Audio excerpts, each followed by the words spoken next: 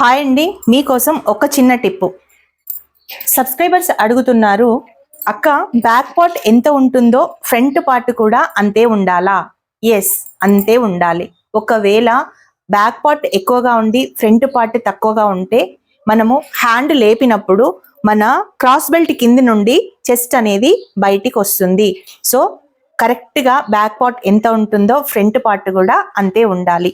Okay, ఇప్పుడు ఒకవేళ front part ఎక్కువగా ఉంటే మాకు ఇబ్బంది అవుతుంది, స్టమక్ పైకి వచ్చేస్తుంది, క్రాస్ బెల్ట్ వచ్చేసి ఫోల్డింగ్ అవుతుంది అనుకున్నప్పుడు మాత్రమే ఇక్కడ క్రాస్ బెల్ట్ ని ఈ పార్ట్ లో మాత్రం ఎక్కడైతే మనకు ఈ విధంగా ప్లేస్ ఉంటుంది కదా, ఆ ప్లేస్ లో మాత్రం ఒక ½ ఇంచ్ ఈ విధంగా తక్కువ చేసి మీరైతే కట్ చేసుకోండి.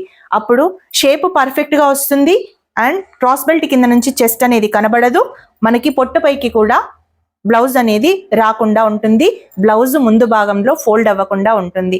ఓకేనా? ఈ టిప్ కనుక నచ్చితే ఒక చిన్న లైక్ చేయండి. మరిన్ని టిప్స్ కోసం మన ఛానల్ని ఫాలో అవ్వండి.